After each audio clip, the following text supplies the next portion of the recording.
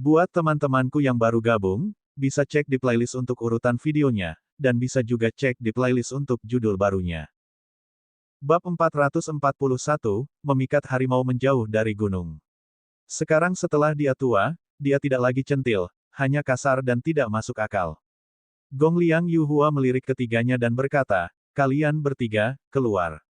Penguasa suci bintang ungu dan dua orang lainnya menonton pertunjukan itu dengan rasa ingin tahu, dan mereka merasa tidak enak ketika mereka tiba-tiba diutus.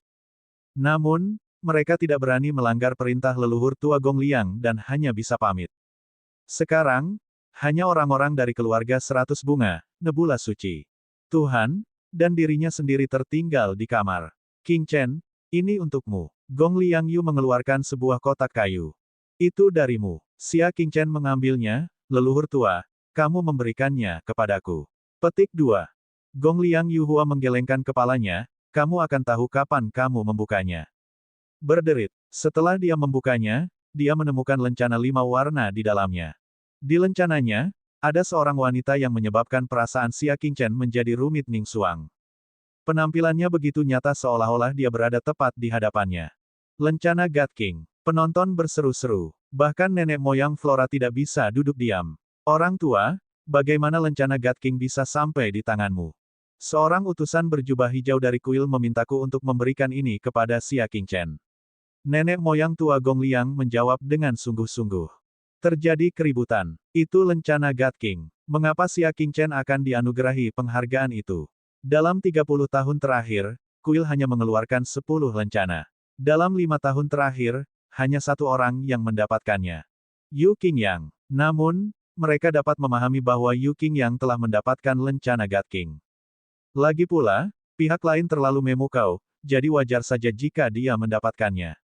Tapi apa itu Xia King Chen?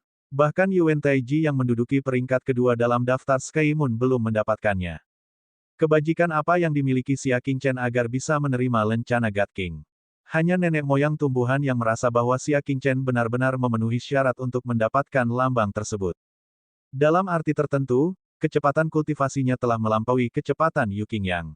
Mata utusan berjubah hijau itu memang tajam. Xiu, pemilik lencana God King, kamu masih berani memaksanya untuk tinggal. Gong Liang Yu tersenyum tipis. Mendapatkan lencana berarti dia akan dilindungi oleh kuil. Baik, desah nenek moyang Flora, aku tidak akan memaksamu jika kamu tidak menyukai kami. Itu benar-benar menanggapi desahan Gong Liang Yu, emas akan bersinar di mana-mana.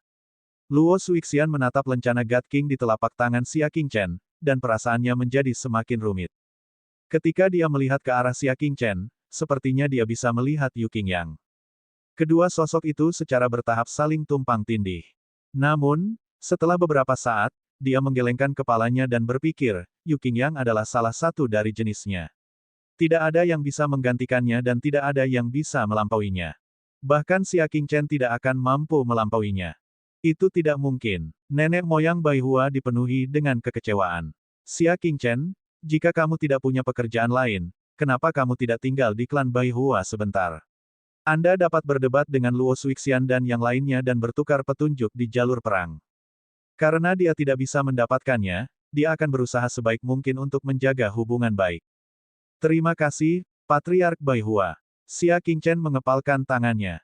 Saat ini, seorang tetua berlari dengan tergesa-gesa, Patriark, kabar buruk. Seorang ahli tak dikenal sedang menyerang Departemen Keuangan. Ledakan, nenek moyang Flora segera memancarkan aura yang menindas. Itu sangat mengejutkan semua orang sehingga mereka segera mundur. Sosok lamanya meninggalkan aula samping dengan kecepatan luar biasa dan pergi ke Departemen Keuangan. Semua orang merasa bahwa situasinya tidak baik dan bergegas. Di kedalaman keluarga 100 bunga, di depan ruang bawah tanah yang tertutup rapat. Lusinan pria berbaju hitam bertarung melawan 100 ahli keluarga bunga. Pria berbaju hitam memiliki banyak tangan dan sangat kuat.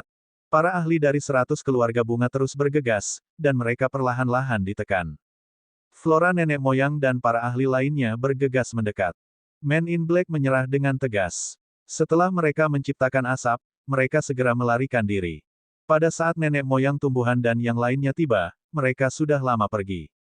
Segera kejar mereka. Nenek moyang Flora memerintahkan dengan ekspresi gelap. Dia melambaikan lengan bajunya.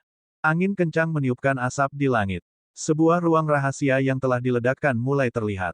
Ekspresi leluhur tua itu berubah dan dia segera masuk ke dalam untuk memeriksanya. Wajahnya dengan cepat berubah menjadi hijau. Tetua keempat mengikutinya, dan wajahnya menjadi pucat. Madu dari 100 bunga sudah habis. 100 bunga madu. Hati Xia Qingchen sedikit bergetar. Dia mengira gudang harta karun itu akan berisi harta karun khusus yang mirip dengan pecahan pedang yang patah. Gongliang Yuhua, penguasa suci awan berbintang, dan bahkan penguasa suci bintang ungu semuanya memiliki ekspresi jelek. Sudah selesai. Gumam Dewa Suci Bintang Ungu. Karena kekurangan 100 bunga madu, kita tidak punya cara untuk menjelajahi bagian yang lebih dalam dari reruntuhan dewa. Reruntuhan dewa ditutup sepanjang tahun, dan aura di dalamnya keruh. Orang-orang tidak dapat bernapas dengan normal di dalam. Hanya 100 bunga madu yang diseduh oleh keluarga 100 bunga yang dapat memurnikan udara kotor. Setiap kali berada di reruntuhan surgawi, kekuatan punggung bukit bulan surgawi akan datang untuk meminta 100 madu bunga. Sedangkan untuk madu 100 bunga, perlu waktu 7 tahun agar berhasil diseduh. Pada akhirnya, semua anggur yang diseduh telah dicuri. Tidak ada satupun jejak yang tersisa. Xia Qingchen, sebaliknya, tidak panik. Masih ada waktu 2 bulan sebelum reruntuhan dewa, yang cukup baginya untuk meramu pengganti yang lebih baik daripada 100 madu bunga. Dia menatap asap yang perlahan menghilang, lalu menatap sebagian besar ahli dari 100 keluarga bunga, dan alisnya sedikit terangkat. Hadirin sekalian dari keluarga 100 bunga, saya ingin tahu berapa banyak orang yang Anda tinggalkan untuk menjaga situ Jiu palsu. Dia berkata dengan tenang. Kata-katanya segera mengingatkan keluarga 100 bunga. Ya, jantung tetua ke-10 berdetak kencang, cepat pergi ke ruang bawah tanah dan periksa. Setelah mengetahui bahwa tempat ini telah diserang, sebagian besar dari pasukan keluarga 100 bunga telah menyerbu. Penjara bawah tanah itu secara alami kosong. Ketika mereka tiba di ruang bawah tanah, hal terburuk telah terjadi. Situ Jiu palsu telah diculik. Dia mencoba memancing harimau menjauh dari gunung. Ekspresi tetua ke-10 dingin. Dia sengaja menyerang ruang rahasia untuk menarik mereka pergi dan kemudian mengambil kesempatan untuk menyelamatkan situ Jiu palsu. Cepat lihat, ada kata-kata di dinding. Seorang anggota keluarga 100 bunga memperhatikan. Semua orang menoleh. Ada beberapa baris kata-kata berlumuran darah di dinding. Siapapun dari 100 keluarga bunga yang keluar dari kota lautan bunga akan dibunuh tanpa ampun. Semua orang ketakutan. Ini adalah kata-kata berdarah yang ditinggalkan oleh situ Jiu palsu. Mereka mungkin bisa bertahan melawan situ Jiu untuk sementara waktu, tapi mereka tidak bisa selalu mengirim seorang tetua untuk menemani anggota sukunya, bukan? Kecuali mereka tidak pernah meninggalkan kota Huahai. Tidak masuk akal. Suara nenek moyang Flora berubah melengking, dan tubuhnya yang sudah tua bergetar. Aku akan pergi mencari keluarga Sura dan menyelesaikan masalah ini. Siu, tenanglah. Nenek moyang tua Gongliang menghentikannya. Mungkin Nikixuan telah memasang jebakan dan menunggumu menemukannya. Yang terpenting sekarang adalah mendapatkan kembali 100 bunga madu secepatnya. Akan lebih baik jika kita bisa menangkap situ Jiu palsu juga. Kemudian, semuanya bisa diselesaikan dengan mudah.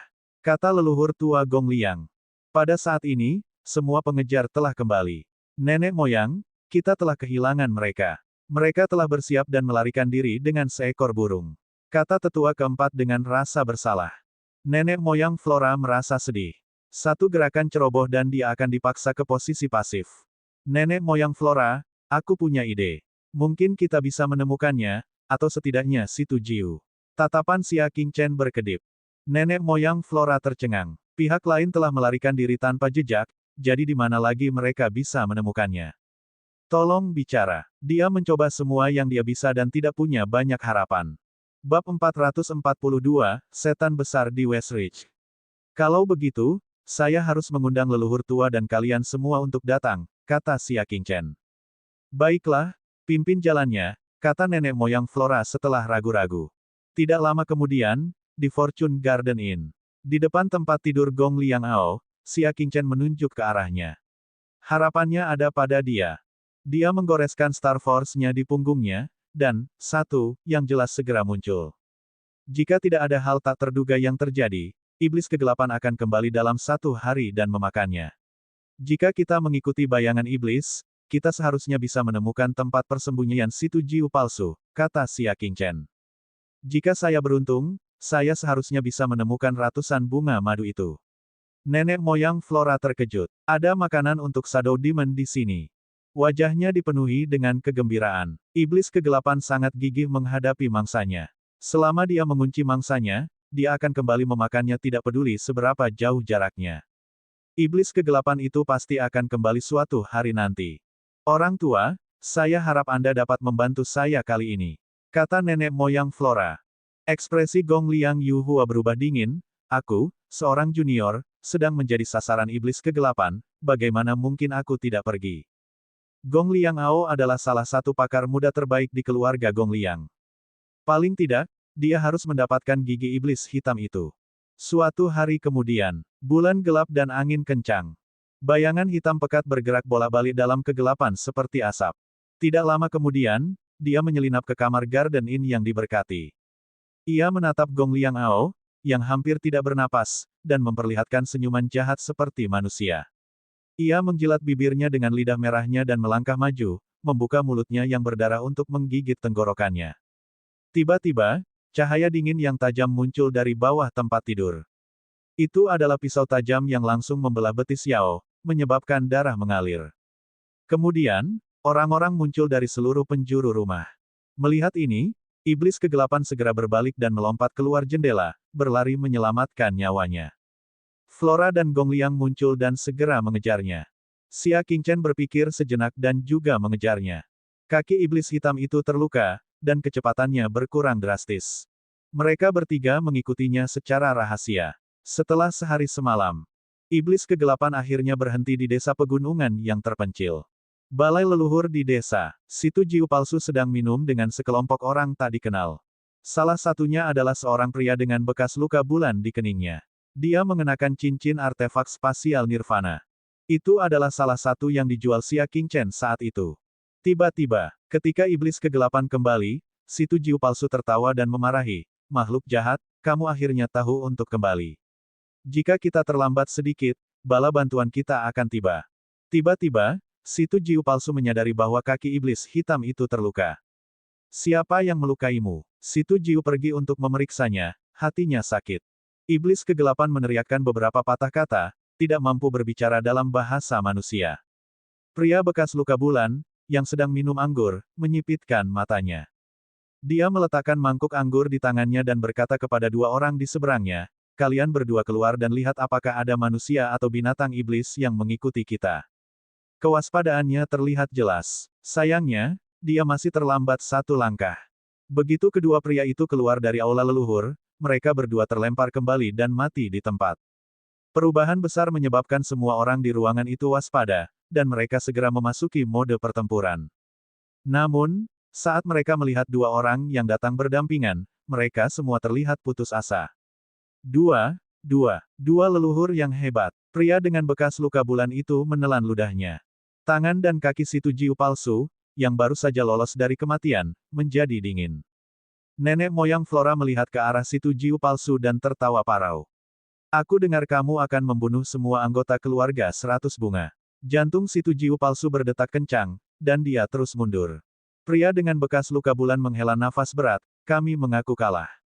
Begitu dia selesai berbicara, dia menggigit pipinya dengan keras dan menghancurkan kapsul racun di giginya, langsung bunuh diri.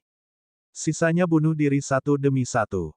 Dia tidak ingin jatuh ke tangan keluarga 100 bunga. Kantong racun situ Jiu palsu yang menyedihkan telah diambil oleh Xia Qingchen dan tidak punya waktu untuk memasang yang baru. Akan sulit baginya untuk mati meskipun dia menginginkannya. Mengaum, iblis kegelapan memblokir situ Jiu palsu dan terus mengaum ke arah mereka. Mata Gong Liang Yu menjadi dingin saat dia berubah menjadi bayangan dan menyerbu. Dia menamparkan kepala iblis kegelapan dan menghancurkannya. Kemudian, dia berhasil mencabut giginya. Hati situ Jiu palsu terasa sakit. Dia mengepalkan tangannya karena marah dan berkata dengan suara rendah, bisakah Anda memberitahu saya siapa yang membuat rencana ini?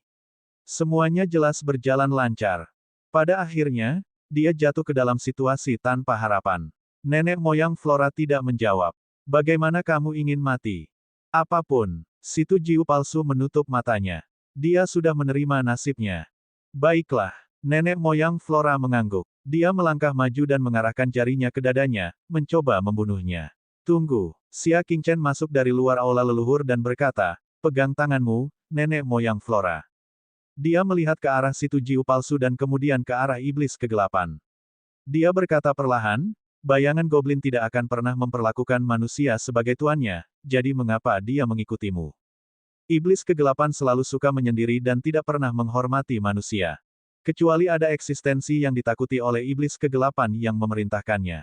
Jadi itu kamu. Situ Jiu palsu memelototi Xia Qingchen dengan kebencian, hanya ingin mencekiknya sampai mati. Ternyata itu adalah Xia Qingchen lagi. Berbicara, Xia Qingchen bertanya. Nenek moyang Flora menyipitkan matanya.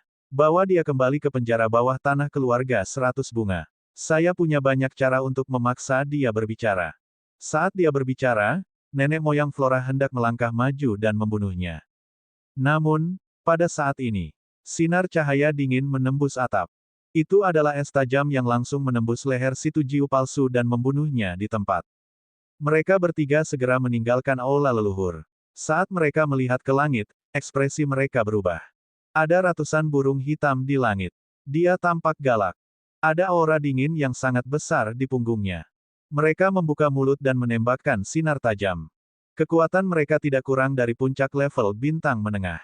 Yang lebih mengerikan lagi adalah, salah satunya adalah seekor burung berwarna putih dengan tatapan dingin dan aura yang membuat orang gemetar. Iblis hebat dari West Ridge. Gong Liang Yuhua menarik napas dingin. Sky Moon Ridge, salah satu dari 4 iblis besar. Terlebih lagi, itu adalah iblis besar peringkat kedua. Budidayanya telah mencapai tingkat bulan. Berpencar dan lari. Kulit kepala Gong Liang Yu menjadi mati rasa. Great Demon dari West Ridge ini jarang meninggalkan sarangnya dan tidak mau bertanya tentang urusan manusia. Dan sekarang, dia sebenarnya bekerja untuk keluarga Sura. Apakah penguatan yang disebutkan oleh situ Jiu palsu adalah iblis besar dari West Ridge? Ekspresi nenek moyang Flora juga berubah, dan dia melarikan diri dengan panik. Dengan dua leluhur tua yang melarikan diri, bagaimana mungkin Xia Qingchen masih bisa berdiri? Dia segera pergi ke arah lain. Dia bahkan memakai artefak nirvana yang tidak terlihat di tengah jalan. Flora dan Gong Liang lebih kuat, jadi mereka seharusnya menjadi target utama iblis West Ridge. Oleh karena itu, Xia Qingchen sangat aman. Namun, dia baru mengambil beberapa langkah ketika dia merasakan ada sesuatu yang tidak beres. Dia berbalik dan melihat ke langit. Ekspresinya berubah menjadi serius. Great Demon dari West Ridge bahkan tidak melihat ke arah kedua patriark tersebut. Sebaliknya, dia menatap lurus ke arahnya. Dia memimpin ratusan binatang iblis dan menyerangnya. Bab 443, Membantu Pelaku Kejahatan. Xia Qingchen sedikit terkejut. Mengapa dia menjadi targetnya? Suara mendesing. Great Demon dari West Ridge membuka mulutnya dan kabut dingin mengembun di depan mulutnya. Itu kemudian berubah menjadi lonjakan es besar dan menusuknya. Seberapa kuat serangan elit tingkat bulan? Dalam sekejap mata, es telah tiba di depannya. Pada saat itu, Xia Qingchen segera mengeluarkan artefak terbang nirvana miliknya dan langsung terbang di ketinggian rendah. Saat dia hendak pergi, dia mendengar ledakan besar dari es yang menghantam tanah. Gelombang kejut yang kuat menyebabkannya berguncang tanpa henti. Setelah hampir tidak bisa menstabilkan tubuhnya, Xia Qingchen melarikan diri dengan kecepatan tinggi. Kecepatan mereka sangat cepat sehingga tidak mungkin diprediksi. Dapat dikatakan bahwa mereka melakukan perjalanan dengan kecepatan ribuan mil per hari, jauh lebih cepat daripada kebanyakan burung. Burung-burung yang berada di posisi bintang tengah langsung diguncang. Hanya iblis besar dari West Ridge yang hampir tidak bisa mengejar dan mengejar. Setengah hari kemudian, Xia Qingchen menoleh dan mengangkat alisnya. Great Demon dari West Ridge masih mengejar dan tidak berniat menyerah.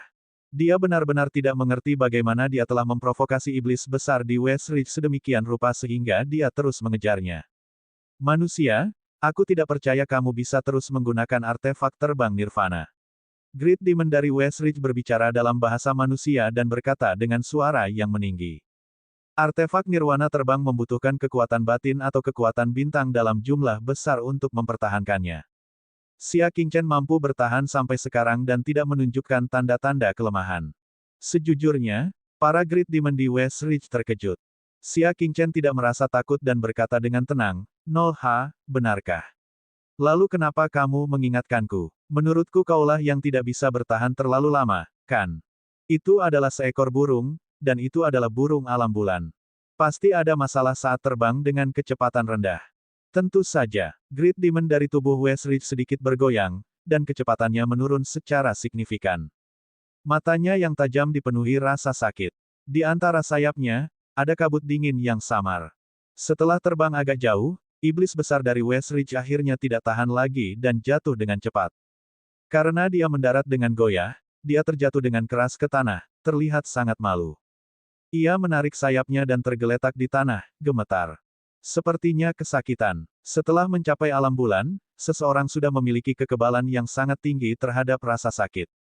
Untuk bisa menyebabkan dia begitu kesakitan, orang bisa melihat betapa hebatnya rasa sakit itu. Seperti yang diharapkan, sebuah suara samar datang dari atas iblis besar siling. Ia mengangkat kepalanya dengan susah payah, dan matanya menampakkan cahaya yang tajam. Manusia, jangan mengira aku tidak bisa melakukan apapun padamu hanya karena aku terluka. Xia Qingchen berdiri di udara dengan tangan disilangkan. Dia dengan tenang berkata, jika racun es yang muncul dapat dianggap sebagai cedera kecil, maka seharusnya tidak ada cedera besar. Murid iblis besar Westridge menyusut dan tatapannya menjadi lebih tajam. Kamu memang orang yang menggunakan racun es. Katakan padaku, apakah kamu membunuh keturunanku? Binatang penakluk iblis pernah berkata bahwa 9 keturunan iblis besar di Westridge semuanya telah diracuni sampai mati oleh es. Pada saat itu, Xia Qingchen sudah menduga bahwa iblis besar di Westridge seharusnya juga terinfeksi. Sekarang, tampaknya hal itu benar. Wajah Xia Qingchen dipenuhi dengan ketidakpedulian. Saat keturunanmu terbunuh oleh racun es, aku mungkin masih merawat binatang penakluk iblis dan luka putrinya. Aku mungkin tidak punya waktu untuk meracunimu. Mungkin karena ada bekas racun es di tubuhnya. Great Demon dari Westridge merasakannya dan secara keliru mengira bahwa dia adalah pelakunya atau seseorang yang memiliki hubungan keluarga, itulah sebabnya dia mengejarnya tanpa henti. Apa, binatang penakluk iblis dan putrinya juga diracuni oleh racun es? Great Demon dari Westridge terkejut. Itu karena ia memang merasakan aura iblis yang menundukkan iblis besar dari Xia Qingchen. Namun, ia segera menyadari poin utamanya, jadi Anda menyembuhkan mereka. Xia Qingchen berbicara dengan acuh tak acuh, lalu bagaimana kalau aku? Apakah kamu masih mengharapkan aku mentraktirmu? Sedikit keterkejutan muncul di wajah iblis besar dari Westridge. Melalui pengamatannya, dia yakin Xia Qingchen memang telah menyembuhkan mereka. Tolong bantu saya, Tuan. Great Demon dari Westridge melihat sekeliling dan mengangkat lehernya. Ada 3 bulu biru di bawah lehernya. Itu benar-benar berbeda dari bulu-bulu lainnya di tubuhnya. Jika kamu bisa menyembuhkanku, aku akan memberimu bulu terbalik, bulu renegade mengandung intisari iblisku. Kata iblis besar dari Westridge, jika Anda memiliki hewan peliharaan iblis, itu dapat meningkatkan budidaya Anda secara signifikan. Xia Qingchen sedikit heran. Dia tahu tentang Niu. Saat seekor burung menerobos ke alam bulan, 3 bulu khusus akan tumbuh dari bawah lehernya. Bagi binatang iblis, itu adalah harta langka. Masing-masing dari mereka dapat membuat budidaya binatang iblis di posisi bintang meningkat beberapa tingkat. Namun burung alam bulan biasanya hanya meninggalkan bulu terbalik untuk keturunannya. Dia tidak pernah memberikannya kepada orang luar. Sekarang keturunannya semuanya terbunuh, dia rela memberikannya kepada orang lain. Berikan padaku dulu, Xia Qingchen berbicara. Jika dia memberikannya dengan dendam, itu pasti akan menyebabkan budidayanya melambung tinggi. Great Demon dari Westridge ragu-ragu sejenak. Pada akhirnya, dia menghela nafas dan mencabut bulu terbalik, melemparkannya ke Xia Qingchen. Aku mengandalkanmu. Sejak Xia Qingchen menerima Niu, dia secara alami setia padanya. Bola api surgawi 3 warna muncul di telapak tangannya. Api surgawi, kamu adalah seorang guru roh. Great Demon dari Westridge memiliki tatapan yang dalam di matanya. Jika Anda takut, Anda dapat menolak pengobatannya, kata Xia Qingchen dengan tenang. Aku hanya terkejut, iblis besar dari Westridge menggelengkan kepalanya. Ia tidak khawatir Xia Qingchen akan melukainya dengan api surgawi. Bagaimanapun, itu adalah elit tingkat bulan. Dia mampu membunuh Xia Qingchen 10 kali sebelum dia meninggal. Kecuali Xia Qingchen bodoh, dia tidak akan melakukan apapun yang merugikannya. Prosesnya akan sedikit menyakitkan. Bersabarlah. Xia Qingchen segera menggunakan api surgawi untuk mengusir kabut dingin di tubuhnya. Waktu berlalu dengan lambat. Saat iblis besar dari West Ridge berteriak kesakitan, energi dingin di tubuhnya secara bertahap menghilang. Setelah beberapa jam, Great Demon dari West Ridge tergeletak di tanah, bermandikan keringat. Dia terengah-engah dan sangat kelelahan. Namun, di tengah kelelahannya, ada rasa rileks yang sudah lama tidak ia rasakan. Matanya dipenuhi dengan keterkejutan. Terima kasih telah menyelamatkan saya, Tuan. Bolehkah aku tahu namamu? Xia Qingchen. Dia menyeka keringat di dahinya, merasa sedikit lemah. Terima kasih. Iblis besar dari West Ridge berkata dengan penuh rasa terima kasih, saya akan mengingat kebaikan Tuan Muda Xia di hati saya. Ia melirik ke arah Xia Qingchen, yang perlahan-lahan mencabut Skyfire-nya, dan berkata, jika Tuan Muda Xia punya kesempatan, silakan datang ke wilayah saya sebagai tamu. Aku bisa memberimu bola api surga. Oh, level berapa? Xia Qingchen bertanya. Dia tidak terlalu peduli dengan api surga biasa. Itu adalah api surgawi yang sangat kuat. Bahkan aku harus takut akan hal itu. Jantung Xia Qingchen berdetak kencang. Api surgawi yang bahkan ditakuti oleh para elit tingkat bulan. Betapa menakutkannya hal itu. Setelah berpikir beberapa lama, dia mengeluarkan peta api ungu yang dikelilingi oleh api surgawi. Itu adalah peta Skyfire yang dia paksa keluar dari adik laki-laki Li Ruxue. Setelah melihat petanya, iblis besar dari West Ridge terkejut. Bagaimana kamu mendapatkan peta wilayahku? Juga, bukankah ini api surgawi? Dari mana kamu mendapatkannya? Seperti yang diharapkan, Xia Qingchen mengira setelah beberapa tahun, bola api surgawi itu sudah lama hilang. Dia tidak menyangka bahwa itu adalah wilayah para iblis besar di West Ridge. Tidak ada yang berani menerobos masuk. Itu sebabnya masih ada. Tolong simpan dengan baik, iblis besar. Saya akan segera pergi ke sana ketika saya punya waktu. Secerca antisipasi muncul di hati Xia Qingchen. Betapa menakutkannya jika dia bisa mendapatkan api surgawi yang begitu kuat. Jika mereka melepaskan kekuatan penuh mereka saat bertarung, musuh apa yang mungkin bisa menahannya? Bab 444, Bahaya Situ. Namun, reruntuhan dewa akan segera dimulai, dan dia pasti tidak punya waktu untuk pergi sekarang. Jangan khawatir, Tuan Muda Xia. Banyak orang telah mencoba untuk mendapatkan api surga, tetapi saya telah mengusir mereka. Aku akan menyimpan api surga untukmu. Dewa Iblis Agung dari West Ridge berkata dengan santai. Setelah pertukaran sederhana, jarak antara mereka berdua semakin pendek.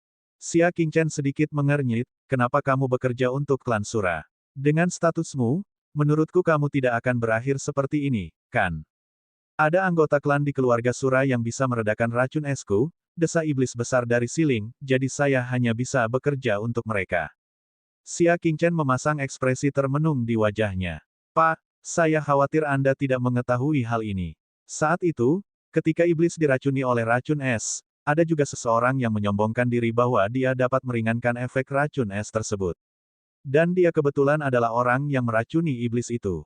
Dialah yang diam-diam memerintahkan iblis untuk melakukan hal itu. Racun es tidak bisa dihilangkan, kecuali orang yang meracuninya. Setelah mendengar ini, iblis besar dari West Ridge menyipitkan matanya. Apa kamu yakin? Pikirkan sendiri. Apakah ada sesuatu yang mencurigakan sejak kamu diracuni hingga kamu disembuhkan oleh klan Shuro? Xia Qingchen berbicara dengan tenang. Great Demon dari West Ridge merenung dalam diam. Jika tidak ada yang mengingatkannya, ia tidak akan memikirkan hal ini. Namun, meski begitu, Great Demon dari West Ridge memang menyadari banyak hal mencurigakan yang dia abaikan. Saya akan memeriksanya dengan serius, kata iblis besar dari West Ridge dengan dingin. Tidak mungkin untuk mencurigai klan Sura hanya karena satu kalimat dari Xia Qingchen.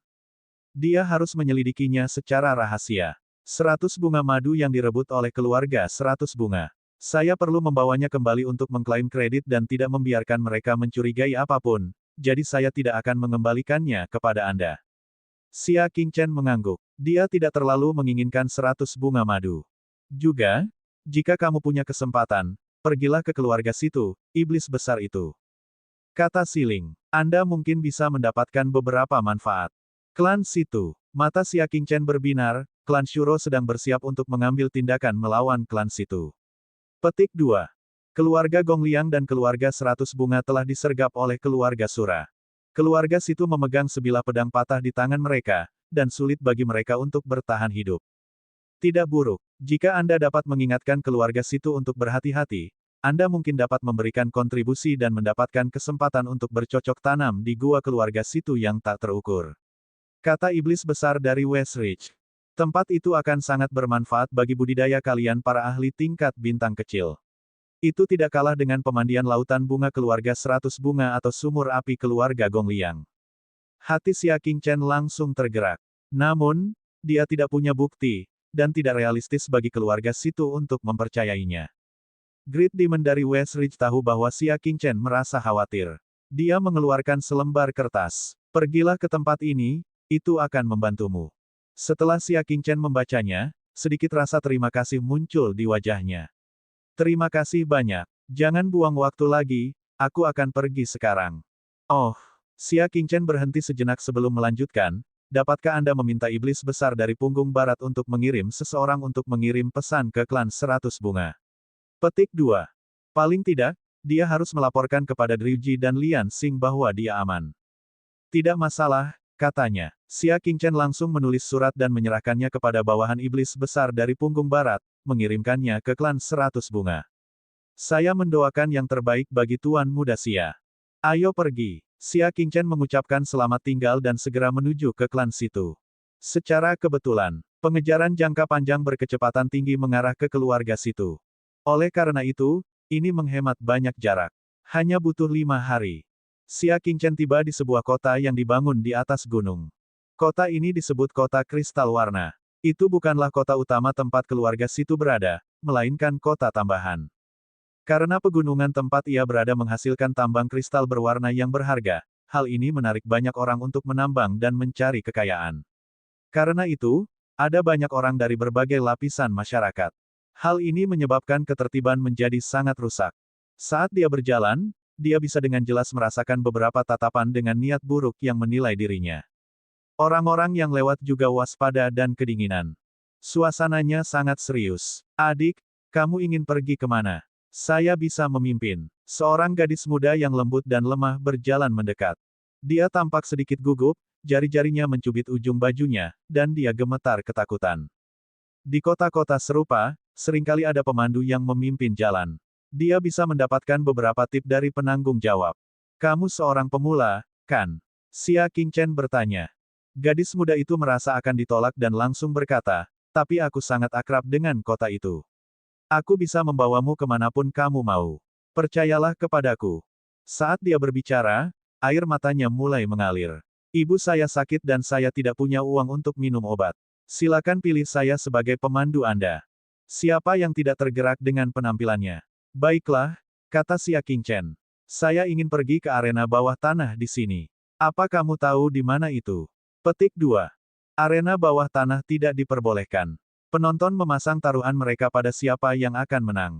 Oleh karena itu, tempat itu tersembunyi dengan sangat baik, dan orang biasa tidak akan tahu di mana letaknya.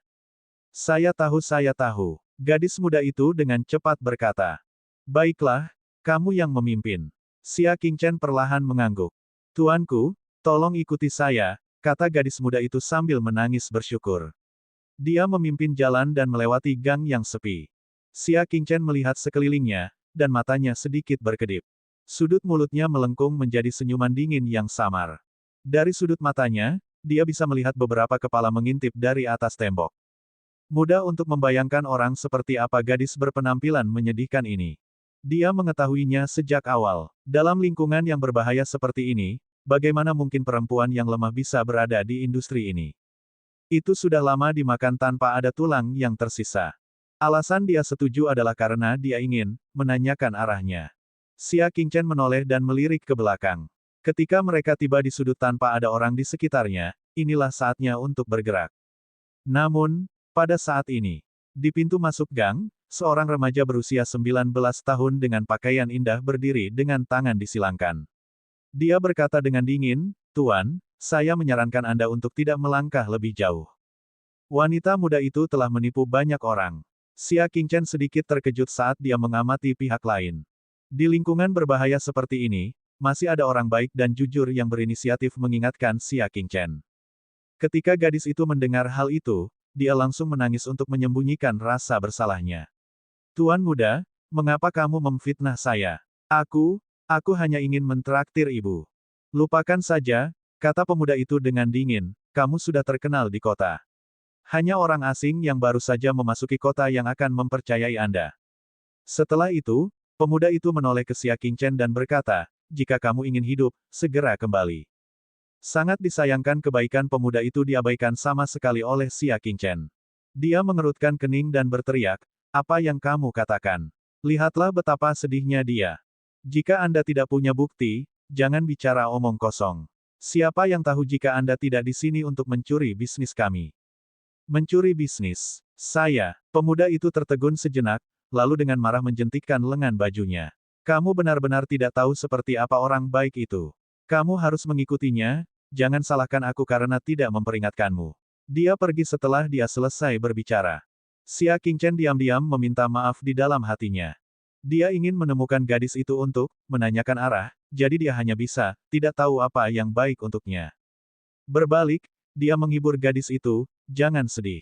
Ada banyak orang seperti dia di dunia ini. Aku percaya kamu. Gadis muda itu mengusap matanya yang merah dan bengkak, ya, tidak apa-apa. Saya sudah terbiasa. Tuanku, ayo lanjutkan. Di bawah kepemimpinannya, mereka berbelok di tikungan di depan dan memasuki sebuah gang yang tidak dapat dilihat oleh siapapun. Gadis itu tiba-tiba mempercepat. Saat dia berlari, dia bahkan menoleh dan tersenyum. Bab 445, Arena Bawah Tanah. Betapa bodohnya. Pria yang tersenyum itu berkata dengan sinis, kamu ditipu bahkan ketika seseorang mengingatkanmu. Hualala, dari dinding halaman di seberang gang, beberapa sosok melompat keluar dan menarik jaring besar ke atas mereka. Hanya ketika Xia Qingchen benar-benar menyelimutinya barulah gadis muda itu berhenti dan berjalan kembali. Dia meletakkan tangannya di belakang punggungnya dan tersenyum dingin sambil menatap Xia Qingchen. Cepat dan cari tubuhmu. Jika kamu melawan, bunuhlah. Sedikit keganasan muncul di antara alisnya. Keempat makhluk buas bertopeng itu segera menerkam ke arah Xia Qingchen, mencoba menjatuhkannya ke tanah. Namun pada akhirnya, bahkan sebelum mereka mulai mengeroyoknya, Xia Qingchen menariknya dengan lembut dengan kedua tangannya, merobek jaring keras dan keras yang terbuat dari rami. Dia berjalan keluar tanpa tergesa-gesa, dan aliran udara yang kuat berputar di sekelilingnya. Keempat pria bertopeng yang menerkam ke depan terhanyut di tempat. Mereka menabrak tembok halaman dan memuntahkan darah. Ekspresi gadis muda itu berubah. Keempat pria bertopeng semuanya berada di puncak tahap konstelasi utama. Bagaimana mungkin mereka tidak mampu menghadapi anak muda? Dia bereaksi dengan cepat dan segera berbalik untuk melarikan diri. Namun, dia tidak berhasil melarikan diri lama sebelum punggungnya dipukul oleh kekuatan batin yang kuat. Gadis itu terhuyung dan jatuh ke tanah. Ketika dia mencoba untuk bangun, sudah ada sepasang sepatu di depannya. Dia menggoyangkan lengan bajunya dan mengeluarkan belati untuk melawan. Jika aku jadi kamu, aku akan lebih jujur sekarang. Xia Qingchen dengan tenang menginjakkan kakinya, mematahkan pergelangan tangan wanita muda itu. Wajah gadis muda itu berkerut kesakitan, menunjukkan sedikit keganasan. Tuan, tolong selamatkan hidupku. Saya salah, kata gadis muda itu.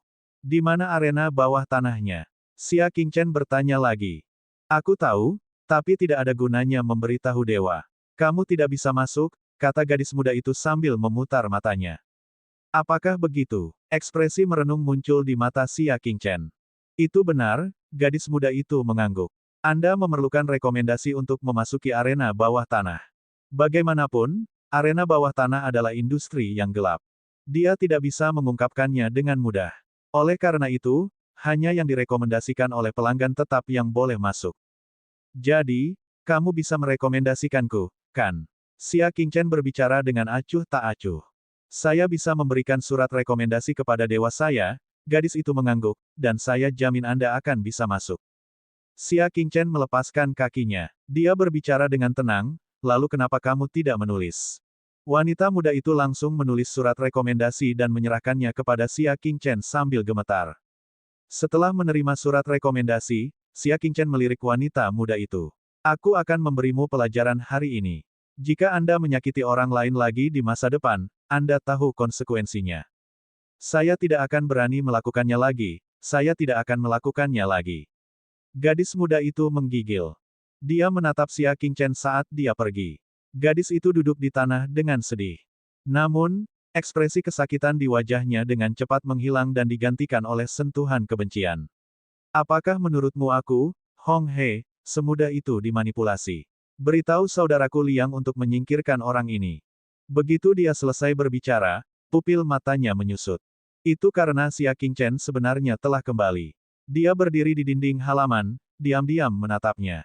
Dia menghela nafas pelan. Saya tidak menyangka Anda ingin merasakan konsekuensinya secepat ini. Kalau begitu, aku akan memenuhi keinginanmu. Dalam sekejap, dia menendang leher gadis itu. Dengan retakan, lehernya menjadi lunak dan dia terjatuh selamanya. Keempat pria berotot itu begitu ketakutan sehingga mereka segera melarikan diri. Xia Qingchen melirik keempat pria kekar itu, lalu berbalik dan pergi seolah tidak terjadi apa-apa, menuju ke arena bawah tanah. Arena bawah tanah tersembunyi di ruang bawah tanah sebuah rumah yang sangat terpencil. Seseorang membutuhkan surat rekomendasi untuk masuk. Jadi itu rekomendasi Hong He, gumam penjaga itu, silakan masuk. Dia baru saja masuk. Ada pintu masuk bawah tanah yang sangat rahasia di halaman. Setelah melewati pintu masuk dan tiba di bawah tanah, terdengar keributan. Sejauh mata memandang, ribuan orang sedang berbincang satu sama lain di ruang bawah tanah yang tidak begitu luas. Ini cukup hidup. Xia Qingchen tercengang. Tiba-tiba terdengar suara. Kamu tidak mati. Xia Qingchen menoleh dan menemukan bahwa pemuda itulah yang dengan baik hati memperingatkannya di pintu masuk gang tadi. Remaja itu menatapnya dengan ekspresi terkejut, itu aneh. Wanita itu, Hong He, benar-benar melepaskanmu. Sulit dipercaya. Xia Qingchen tersenyum dan tidak berkata apa-apa. Dia memiliki kesan yang cukup baik terhadap orang ini. Setidaknya dia masih memiliki keadilan di hatinya. Si Tu Feng, apakah ini orang bodoh yang membuatmu pergi sekarang? Kamu sepertinya punya kemampuan, kamu tidak tertipu oleh tipuan Hong He. Ada seorang pria dengan usia yang sama di samping pemuda itu. Pakaian yang terakhir lebih mewah. Ada sedikit rasa sombong saat dia menilai Xia Qingchen dengan tatapan menggoda. Berat, tahukah kamu betapa kuatnya Hong dia? Berapa banyak pembangkit tenaga listrik yang jatuh ke tangannya? Bahkan ahli pesawat astral tingkat pertama telah mati di tangannya, kata pemuda berpakaian bagus itu dengan sedikit rasa takut. Kamu orang luar, saya terkejut Anda bisa melarikan diri darinya. Feng Situ dan pemuda yang baru saja berbicara berada di tingkat astral ke-7 atau ke-8 dari tahap konstelasi utama. Teratai merah di mata mereka secara alami sangat kuat. Namun, di mata Xia Qingchen, Hong dia mungkin hanyalah seekor udang kecil. Saya sangat takut sekarang. Si Tu Feng, si idiot itu, sebenarnya mengingatkanmu. Apakah kamu benar-benar tidak takut kalau Hong dia akan membunuhnya juga? Kata pemuda itu. Xia Qingchen memandang si Tu Feng dan tersenyum, terima kasih atas pengingat Anda tadi. Saya tidak tahu dan salah memahami Anda. Mohon maafkan saya. Lupakan, untung kamu baik-baik saja. Si Tu Feng melambaikan tangannya. Pemuda itu mengamati Xia Qingchen. Tuan, Anda bisa lepas dari tangan Hong He. Ini menunjukkan bahwa Anda memiliki beberapa kemampuan. Saya ingin tahu seberapa bagus penilaian Anda. Petik 2. Xia Qingchen berpikir sejenak dan berkata, penilaianmu masih baik-baik saja. Kalau begitu biarkan aku mengujimu. Menurutmu siapa yang lebih kuat, aku atau si Tu Feng? Pemuda itu bertanya. Xia Qingchen melirik mereka berdua dan berkata, si Tu Feng. Mendengar hal itu, pemuda itu tertawa. Anda salah. Saya telah bertarung dengan Feng Situ selama lebih dari 100 ronde. Feng Situ tidak pernah menang melawan aku. Apakah itu? Xia Qingchen memandang si Tu Feng, yang matanya menyempit tetapi dia segera menyembunyikannya. Dia tersenyum dan tidak mengatakan apapun. Intuisinya mengatakan kepadanya bahwa si Tu Feng jauh lebih kuat daripada pemuda ini. Kalah dari pemuda itu mungkin merupakan unjuk kelemahan yang disengaja oleh si Tu Feng. Lupakan, ini adalah takdir kita bertemu. Hari ini, Anda akan memperluas wawasan Anda bersama kami. Kata pemuda itu. Dapat dikatakan bahwa dia berniat mengikat Xia Qingchen. Tiba-tiba, kerumunan orang mulai mendidih. Seorang pria tampan berjubah merah berjalan ke arena dan berkata, semuanya, selamat datang di arena pertarungan hari ini. Begitu dia berbicara, dia langsung menerima banyak sorakan. Popularitas orang ini sangat tinggi. Waktu setiap orang sangat berharga, jadi saya tidak akan menyia-nyiakan waktu lagi. Untuk putaran pertama final hari ini, biarkan para kontestan naik ke panggung. Ada gua rahasia yang gelap di kedua sisi tanah. Kedua pintu besi terbuka, dan seorang kontestan berwajah galak keluar dari masing-masing pintu. Salah satu dari mereka memegang gada, dan matanya merah. Yang lainnya pendek dan rantai melilit kedua tangan dan kakinya. Ini Gulang, manusia iblis dari Westridge. Basis budidayanya berada pada tingkat termasyur ketujuh dari tahap konstelasi utama. Rekor pertempuran terkuatnya adalah dia membunuh 5 binatang iblis dengan tingkat budidaya yang sama dalam waktu 3 hari.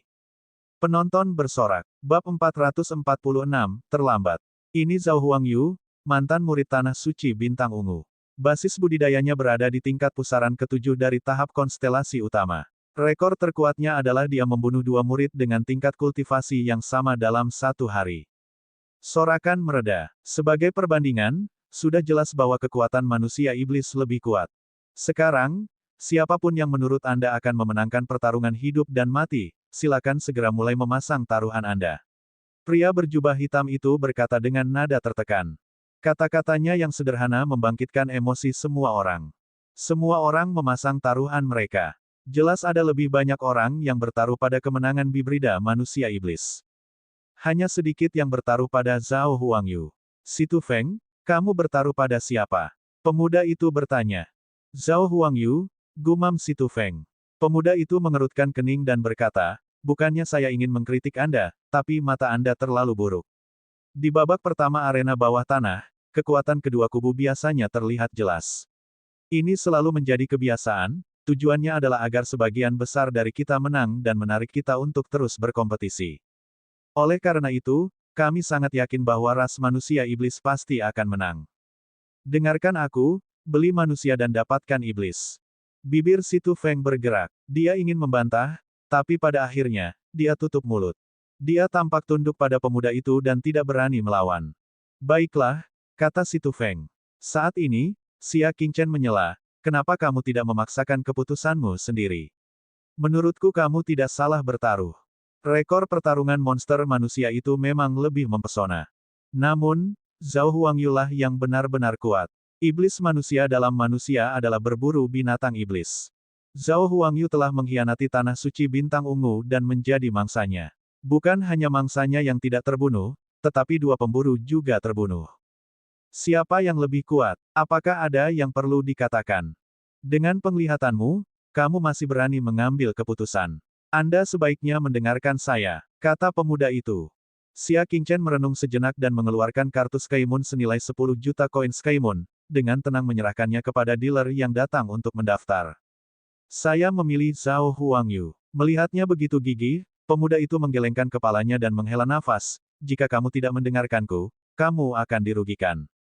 Dia sendiri memilih menjadi iblis manusia-manusia. Situ Feng ragu sejenak sebelum memilih Zhao Huangyu. Situ Feng, mengapa kamu mendengarkan dia? Kata pemuda itu sambil mengerutkan kening. Situ Feng terkekeh, saya pikir Zhao Huangyu bisa menang. Mari kita tunggu dan lihat. Pemuda itu tertawa. Dengan sangat cepat, monster manusia dan Zhao Huangyu mulai bertarung. Kekuatan manusia iblis memang sangat kuat, dan dia lebih unggul dalam hal gada. Zhao Huangyu, sebaliknya, berada pada posisi yang kurang menguntungkan dalam segala aspek. Dia mengelak ke kiri dan ke kanan, terlihat sangat menyedihkan. Penampilan itu, bagaimana sepertinya dia punya harapan untuk menang. Situ Feng, sepertinya aku tidak bisa akurat tentangmu. Pemuda itu tidak bisa menahan tawa. Saat dia mengatakan itu, situasi di lapangan tiba-tiba berubah. Zhao Huangyu, yang mengelak kemana-mana, memanfaatkan sedikit celah saat manusia iblis itu mendekat. Dia segera melangkah maju dan mencekik leher manusia iblis itu dengan rantai. Tindakannya tegas, bersih, dan sangat berpengalaman. Itu adalah pembunuhan sekali pukul. Seluruh tempat tiba-tiba menjadi gempar. Seolah-olah udaranya membeku. Iblis tengah manusia yang dipilih oleh kebanyakan orang sebenarnya kalah begitu mudah. Pria berjubah hitam itu terkekeh, hehe, kalian semua kalah. Saya akan menukarkan chip untuk pemenang. Para dealer maju satu persatu dan memberikan pemenangnya 2 kali koin bulan langit. Xia Qingchen dan Situ Feng telah memenangkan cukup banyak koin Skymoon dengan sangat mudah. Hanya ekspresi pemuda itu yang berubah saat dia berkata dengan suara yang dalam, itu adalah kecelakaan, tapi manusia iblis masih lebih kuat. Saya hanya bisa mengatakan bahwa saya tidak beruntung. Mendesah. Hingga saat ini, dia masih belum mengerti bagaimana manusia mati karena tertular setan. Bab kedua, Biksu Huangsa versus wanita surgawi di Gunung Utara. Biksu Huangsa pernah mencapai peringkat ke-200 dalam daftar bulan surgawi, sedangkan peri Gunung Utara mencapai peringkat ke-100. Mari kita mulai memasang taruhan kita. Semakin lambat duelnya, semakin sedikit informasi yang diungkapkan kedua belah pihak. Saya pikir penyelenggara hanya berusaha menjadi misterius. Remaja tersebut menganalisis perbedaan yang jelas terlihat sekilas, jadi kami akan melakukan yang sebaliknya. Kebanyakan orang memiliki pemikiran yang sama dengan pemuda itu, jadi mereka semua memilih Biksu Huangsa. Hanya Xia Qingchen dan beberapa orang lainnya yang memilih wanita surgawi di Gunung Utara. Si Tu Feng menemukan bahwa Xia Qingchen telah memilih wanita surgawi di Gunung Utara. Setelah merenung sejenak, dia pun memilih ini. Kamu pikir kamu pintar. Remaja itu tertawa. Namun, tidak lama kemudian, wajah pemuda itu menegang saat melihat Huangsa mati begitu saja di dalam. Cincin, dia sudah membuat 2 tebakan salah berturut-turut. Ini tidak masuk akal. Pemuda itu bergumam. Apa yang tidak masuk akal masih akan terjadi. Yang ketiga, keempat, kelima. Dia tidak memenangkan 1 putaran pun. Dia salah menebak semuanya. Sebaliknya, Xia Qingchen telah menebak semuanya dengan benar. 10 juta awal telah menjadi 320 juta dolar Skymoon. Dia menatap tumpukan kartu Skymoon di tangan Xia Qingchen, kelopak matanya bergerak-gerak. Kali ini, dia tidak mengatakan apapun dan memilih diam-diam. Namun pada akhirnya, dia tetap memilih yang salah. Adapun Xia Qingchen, dia bertaruh dengan benar sekali lagi dan memenangkan 320 juta koin Skymoon dalam sekali jalan. Pria berjubah hitam di atas panggung membuka buku rekening dan sedikit mengernyit, sesekali melirik ke arah Xia Qingchen. Setiap saat, Xia Qingchen akan meletakkan semua chip di tangannya dan mendapatkan hadiah ganda. Hanya dalam 6 waktu singkat, jumlahnya telah berubah dari 10 juta menjadi 640 juta dolar langit.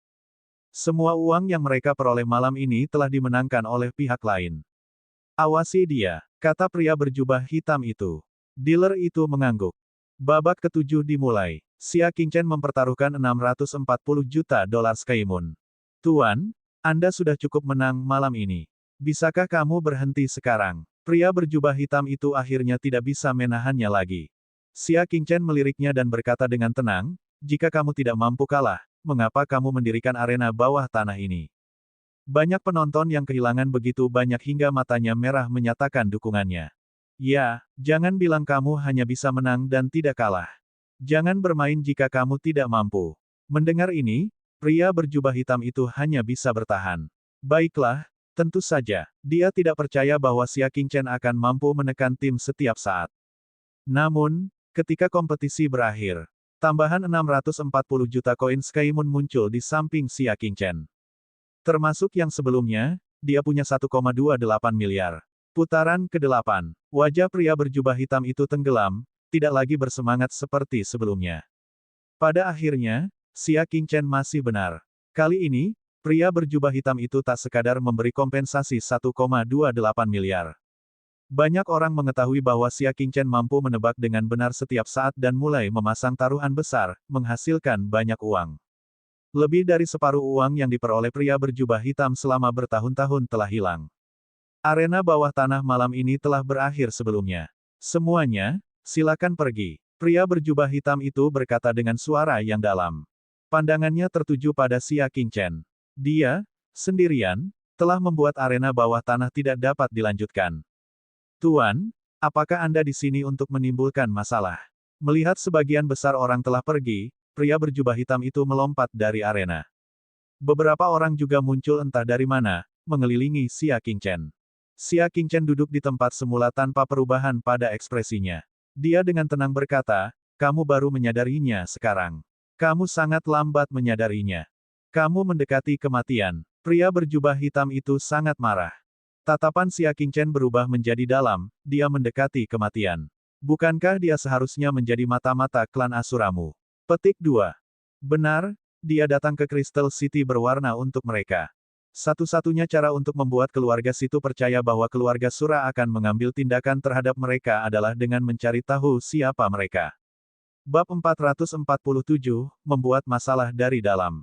Pupil pria berjubah hitam itu menyusut, dan matanya tiba-tiba menjadi tajam. Dia melirik ke arena bawah tanah yang kosong dan niat membunuhnya berkedip-kedip. Siapa yang memberitahumu hal itu? Mereka berada di sini dalam misi rahasia. Hanya eselon atas dari keluarga Sura yang tahu. Bagaimana Xia Qingchen mengetahui hal ini? Sungguh aneh. Tidak ada gunanya memberitahumu. Lagi pula kamu akan mati. Xia Qingchen berbicara dengan tenang. Dia memberi isyarat dengan telapak tangannya, dan bumi bergetar. Ki bumi dan api yang tak terhitung jumlahnya keluar dari tanah. Ekspresi pria berjubah hitam itu sedikit berubah, tapi dia tidak takut. Sepertinya kamu sudah siap. Kalau begitu, aku tidak bisa melepaskanmu. Pria berjubah hitam itu dengan cepat mundur dan melambaikan tangannya. Sekelompok pembangkit tenaga listrik yang tampak dingin segera menyerang. Basis budidaya yang mereka perlihatkan kepada orang luar berada pada tahap konstelasi utama. Namun, saat ini, semuanya berada di level bintang minor. Pria berjubah hitam bersembunyi di belakang dan tertawa, saya ingin tahu apakah orang itu memberitahu Anda kekuatan kami yang sebenarnya. Tidak, Xia Qingchen menggelengkan kepalanya. Tidak. Hehe, lalu apakah kamu merasa terkejut sekarang? Pria berjubah hitam itu mencibir. Bahkan para petinggi tidak tahu ahli mana yang dia pilih untuk ditinggalkan. Jika Xia Qingchen datang ke sini dengan gegabah, dia mungkin akan menderita kerugian besar. Kejutan, saya tidak. Xia Qingchen mengatupkan kedua telapak tangannya. Paku tajam setinggi 3 meter tiba-tiba melesat keluar dari tanah yang bergetar. Dari 10 orang di depannya, hanya sedikit yang bereaksi cepat dan menghindari serangan tersebut. Sisanya tertusuk sampai mati. Melihat hal tersebut, pria berjubah hitam itu menarik napas dalam-dalam dan kulit kepalanya mati rasa. Kamu ahli di puncak tingkat astral minor. Saat pihak lain menyerang, tingkat kultivasinya terlihat samar-samar. Dia telah melihat potret setiap ahli muda tingkat bintang kecil ini. Kenapa dia belum pernah melihat Xia Qingchen sebelumnya? Hentikan dia. Hati pria berjubah hitam itu terasa berat. Dia memerintahkan para penjaga untuk berhenti menghalanginya sementara dia bersiap untuk melarikan diri melalui jalan rahasia. Sayangnya kesulitan untuk melarikan diri dari Xia Qingchen tidaklah tinggi sama sekali. Dia meraih dengan kedua tangannya, dan seekor naga raksasa muncul dari tanah, menerkam dengan kekuatan yang luar biasa. Ledakan, terdengar suara keras, disusul kepulan debu. Di dalam debu, terlihat jelas sekelompok orang yang tertimpa kematian. Mereka jauh lebih lemah dari yang saya kira. Mereka seharusnya adalah pengintai yang dikirim oleh keluarga Sura. Para ahli sebenarnya masih bersembunyi dalam kegelapan. Xia Qingchen menganalisis. Dia melihat sekeliling dan menemukan pria berjubah hitam yang terluka dan melarikan diri ke sudut. Yang terakhir ini menatapnya dengan tatapan ketakutan. Xia Qingchen berjalan maju dengan tangan di belakang punggung. Saat dia hendak mendekat, dia membuka mulutnya dan mengeluarkan jarum beracun. Kedua jari Xia Qingchen dengan santai menekannya, menghentikan jarum racun. Dia kemudian berkata dengan tenang, serahkan token identitasmu dan aku akan memberimu kematian cepat. Petik 2. Hanya dengan tanda identitas seseorang dapat mempercayai keluarga situ dan mendapat kesempatan untuk berkultivasi. Tapi saat ini, sederet penjaga kota menyerbu masuk dari atas lorong. Berhenti. Sebuah suara agung menegur. Pemimpinnya adalah seorang lelaki tua berambut merah. Orang-orang di belakangnya semuanya mengenakan baju besi, dan hanya orang ini yang mengenakan pakaian kasual. Statusnya jelas luar biasa. Namun, saat dia melihat orang ini, mata Xia Qingchen tiba-tiba menyipit. Batu mistik emas. Mantan wakil ketua Sekte Nebula, batu mistik emas.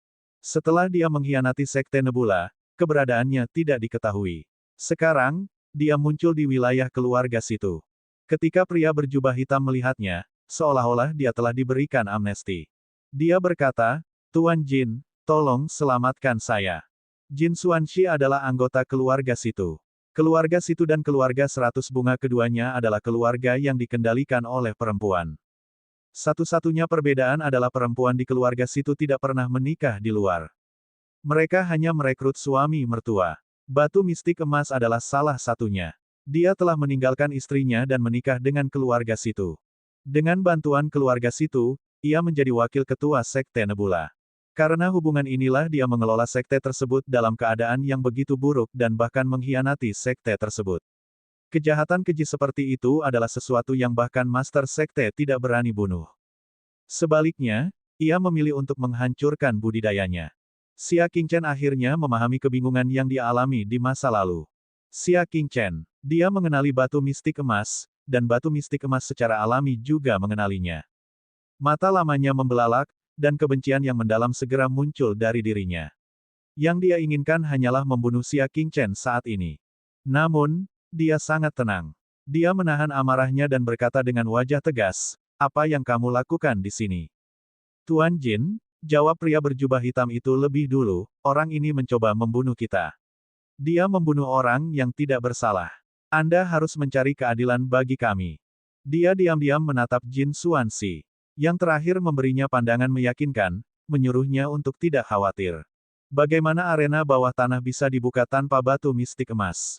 Keduanya sudah lama bersekongkol. Mata Jin Xuanxi berubah tajam, dan dia berpura-pura tegak. "Xia Qingchen, menurutmu apakah tempat ini adalah tanah suci Sekte Nebulamu, yang mengizinkanmu melakukan kejahatan? Mengapa kamu tidak menurunkannya dan menyerah?" Xia Qingchen berbicara dengan acuh tak acuh, "Jin Xuanxi, saya menyarankan Anda untuk tidak terlibat dalam hal ini. Mereka semua adalah anggota klan Asura. Apakah Anda yakin ingin melindungi mereka? Apa?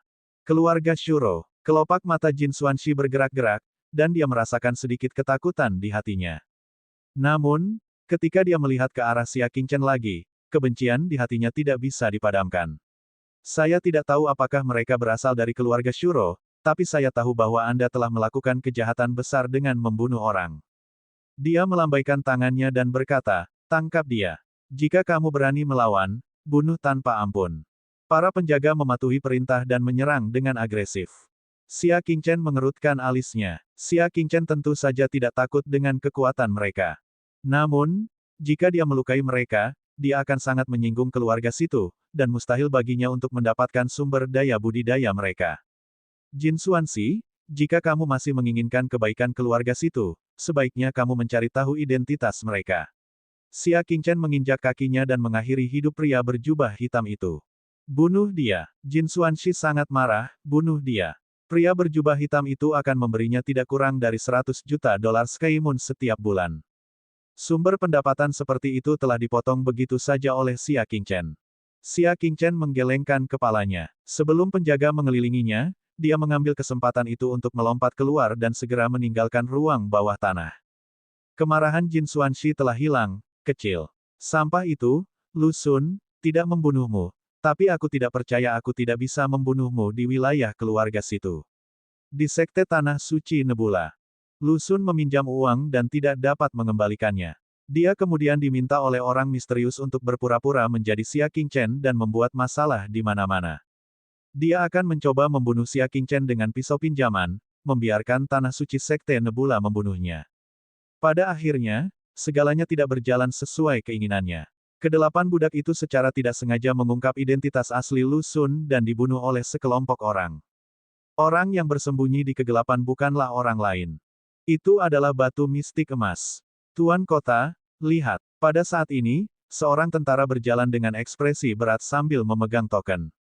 Medali itu adalah wajah hantu, dan merupakan simbol keluarga Shuro. Prajurit lainnya menggeledah mayat tersebut dan menemukan simbol keluarga Shuro di tubuh mereka. Tubuh Jin Xuanxi bergetar seolah-olah lapisan air es telah disiramkan padanya. Apakah mereka benar-benar dari klan Sura? Jantung Jin Xuanxi berdetak kencang. Jika keluarganya mengetahui bahwa dia diam-diam membuat kesepakatan dengan keluarga Shuro, dia akan bersalah atas kejahatan serius. Bab 447, membuat masalah dari dalam. Pupil pria berjubah hitam itu menyusut, dan matanya tiba-tiba menjadi tajam. Dia melirik ke arena bawah tanah yang kosong dan niat membunuhnya berkedip-kedip. "Siapa yang memberitahumu hal itu? Mereka berada di sini dalam misi rahasia. Hanya eselon atas dari keluarga Sura yang tahu. Bagaimana Xia Qingchen mengetahui hal ini? Sungguh aneh. Tidak ada gunanya memberitahumu. Lagi pula kamu akan mati." Xia Qingchen berbicara dengan tenang. Dia memberi isyarat dengan telapak tangannya, dan bumi bergetar. Ki bumi dan api yang tak terhitung jumlahnya keluar dari tanah. Ekspresi pria berjubah hitam itu sedikit berubah, tapi dia tidak takut. "Sepertinya kamu sudah siap. Kalau begitu, aku tidak bisa melepaskanmu." Pria berjubah hitam itu dengan cepat mundur dan melambaikan tangannya. Sekelompok pembangkit tenaga listrik yang tampak dingin segera menyerang. Basis budidaya yang mereka perlihatkan kepada orang luar berada pada tahap konstelasi utama. Namun, saat ini, semuanya berada di level bintang minor. Pria berjubah hitam bersembunyi di belakang dan tertawa, saya ingin tahu apakah orang itu memberitahu Anda kekuatan kami yang sebenarnya. Tidak, Xia Qingchen menggelengkan kepalanya. Tidak. Hehe, lalu apakah kamu merasa terkejut sekarang? Pria berjubah hitam itu mencibir. Bahkan para petinggi tidak tahu ahli mana yang dia pilih untuk ditinggalkan. Jika Xia Qingchen datang ke sini dengan gegabah, dia mungkin akan menderita kerugian besar. Kejutan, saya tidak. Xia Qingchen mengatupkan kedua telapak tangannya. Paku tajam setinggi 3 meter tiba-tiba melesat keluar dari tanah yang bergetar. Dari 10 orang di depannya, hanya sedikit yang bereaksi cepat dan menghindari serangan tersebut. Sisanya tertusuk sampai mati. Melihat hal tersebut, pria berjubah hitam itu menarik napas dalam-dalam dan kulit kepalanya mati rasa. Kamu ahli di puncak tingkat astral minor. Saat pihak lain menyerang, tingkat kultivasinya terlihat samar-samar. Dia telah melihat potret setiap ahli muda tingkat bintang kecil ini. Kenapa dia belum pernah melihat Xia Qingchen sebelumnya?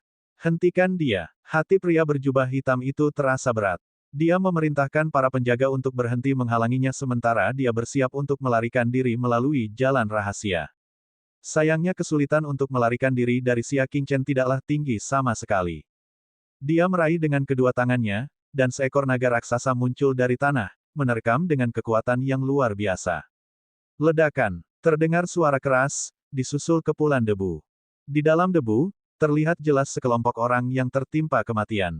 Mereka jauh lebih lemah dari yang saya kira. Mereka seharusnya adalah pengintai yang dikirim oleh keluarga Sura.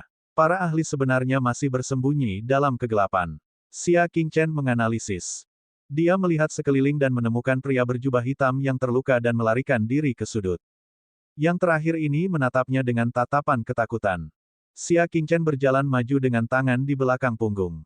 Saat dia hendak mendekat, dia membuka mulutnya dan mengeluarkan jarum beracun. Kedua jari Xia Qingchen dengan santai menekannya, menghentikan jarum racun.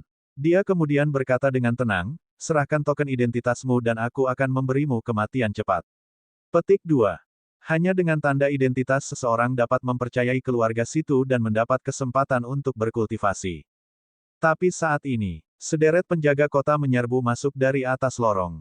Berhenti. Sebuah suara agung menegur. Pemimpinnya adalah seorang lelaki tua berambut merah.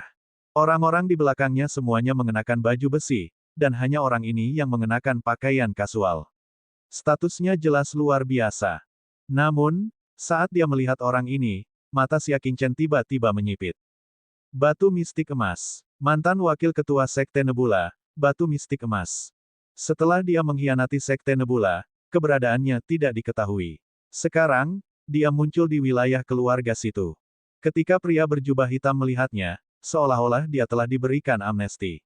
Dia berkata, Tuan Jin, tolong selamatkan saya. Jin Xuanxi adalah anggota keluarga situ. Keluarga situ dan keluarga 100 bunga keduanya adalah keluarga yang dikendalikan oleh perempuan.